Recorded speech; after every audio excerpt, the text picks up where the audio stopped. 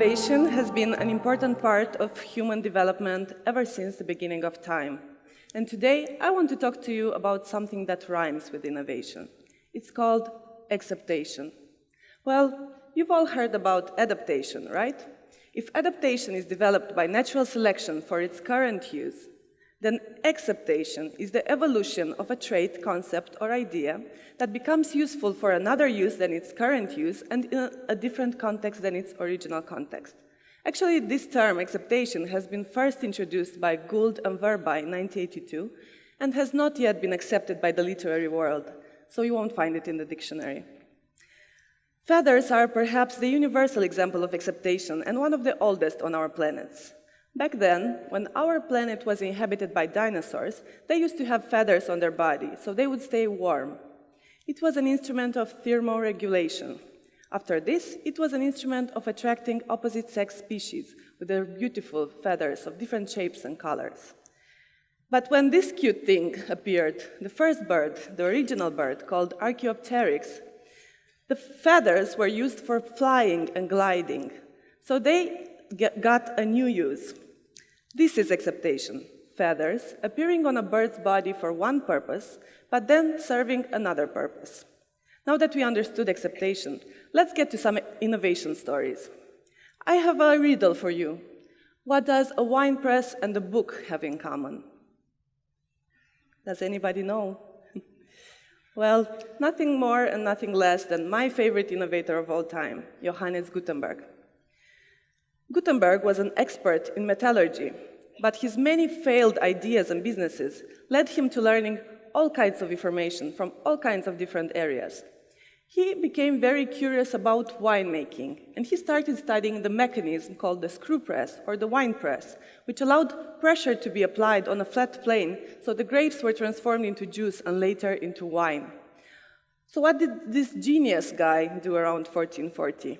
He took everything he knew about metallurgy, everything he learned about winemaking and the screw press, the wine press, and transformed it into something new. So he invented the printing press, the first ever mechanism to produce books. This is exaptation, taking something that already exists and using it to solve a new problem in order to create innovation in another area. Stephen Johnson is a famous pop science writer, again one of my favorites, and a great innovation storyteller. So he creates a powerful visual for us. He says, imagine entering a dark room, just like this one, with matches in your hand. When you light the match, in this dark room, you can see that there is wood and a fireplace. Now, your match gets a whole new use in a whole new context. That's exaptation. Now, this is a very powerful image, by the way. I wanted to say something about innovation that first has one purpose and then a whole nother purpose. So when Tim Berners-Lee invented World Wide Web in 1989, did you think he meant it for us to be watching this in a loop on the internet? For buying pajamas online? Or for starting revolutions online? That's exaptation. It leads to innovation. These are the first original sunglasses that appeared in China in the 12th century. Actually, they were not used for sun protection. The judges used to put them on their eyes because they wanted to hide their facial expressions while interviewing witnesses. Nowadays, it's all about sun protection and fashion to us. Okay, now I have a question to you. How many of you decided to wear jeans today? Can I see your hands, please? Wow, okay. Did you know that jeans were originally used by cowboys and miners in the California gold rush in USA, and they were invented by Levi's for this because they had a very high endurance to hard labor. Actually, they're called jeans because they come from Genoa, Italy. I've seen it. Many of you decided to wear jeans today, but I can bet there is not even one cowboy in this room, or not even one gold-digging miner. So now that we have defined exaptation and talked about some beautiful stories, let's get to the practical stuff. What are the instruments of exaptation? I propose to you some. First, the power of your hobbies. Another riddle for you. What does art school and poetry have in common? Well, This is my story. When I was a preschooler, my parents noticed that I liked to draw. So when I turned 8, they decided to enroll me into art school. Now, I come from the Republic of Moldova, so I went to Alexei Shusev Art School in Chișinău. It was a very good art school. It was an after-school course, but still it was quite complicated for an 8-year-old because I had to learn sculpture, picture, drawing, arts history, and all kinds of art subjects.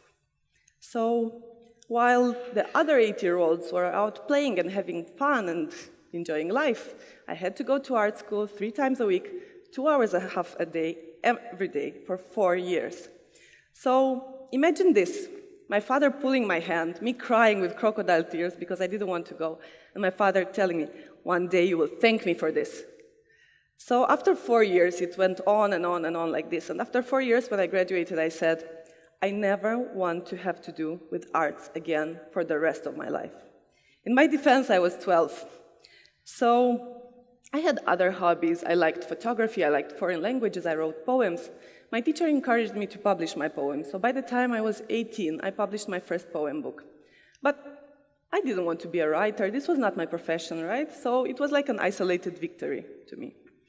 After that, I graduated high school, I moved to Bucharest to study journalism, but I didn't want to be a journalist either. So I started working in PR for a couple of years. And then one day, I got the idea. I'm calling it the idea because just like the Queen from Alice in Wonderland, why sometimes I've believed as many as 6 impossible things before breakfast. So I decided to take something purely functional, like a lady's bag, and to add to it something that has purpose and meaning to me. This way, I could bring purpose and meaning to the world. So for me, books, culture, and promoting reading has purpose and meaning. So I decided to take an ordinary bag and to add to its structure, to innovate its design, and to add a special transparent pocket for your book. This way, first, your book is protected, because, ladies, we know, we have sharp objects in our bags, we have makeup in our bags, we have all kinds of lotions you don't want to know. And second of all, it is exposed to the world, so the book you are reading represents who you are, more than what you are and what you have. Why did I want to tell you my story? And this is Bookletta, by the way. Bookletta, people, Bookletta. I wanted to tell you that now I understand, after 4 years of producing and selling Bookletta, producing and selling innovation, I understand what all those things had in common. So, art school, poetry, journalism, foreign languages, photography, now they are all equally important ingredients in my day-to-day work. And they are equally important ingredients in creating innovation. And Father, thank you. So, to be more like a 5-year-old.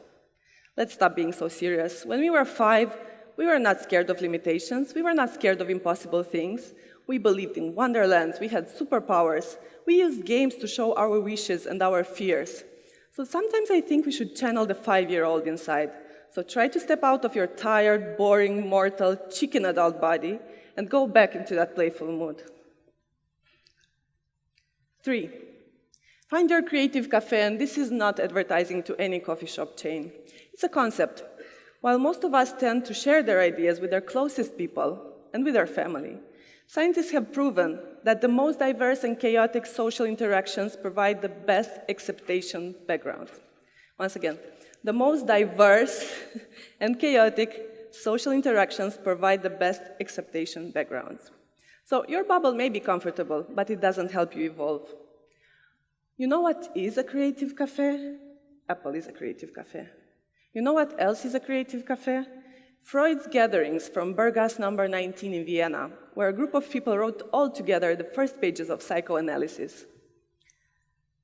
We can also talk about old Parisian restaurants like Les Deux Magots, where you could easily bump into Ernest Hemingway, Pablo Picasso, Jean-Paul Sartre, Simone de Beauvoir just a few years ago.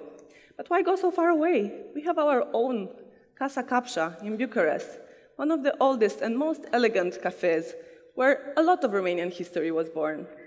They used to say, la Capșa unde vin toți seniorii, local cu 2 mari despărțituri, într-una se mănâncă prăjituri și într-alta se mănâncă scriitorii.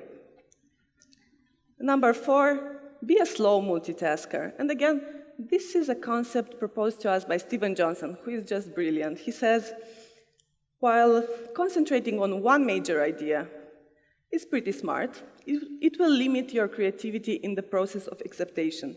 So he says, it's even better to concentrate on one idea just for some hours or some days, and then leave all the other ideas spin in your head like ghosts until you tie them all together into a new concept with a new purpose.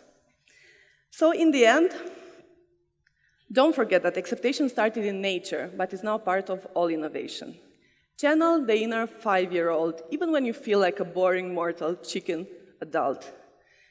Try to remember that a good glass of wine helped Gutenberg invent the printing press and become one of the greatest innovators in the world.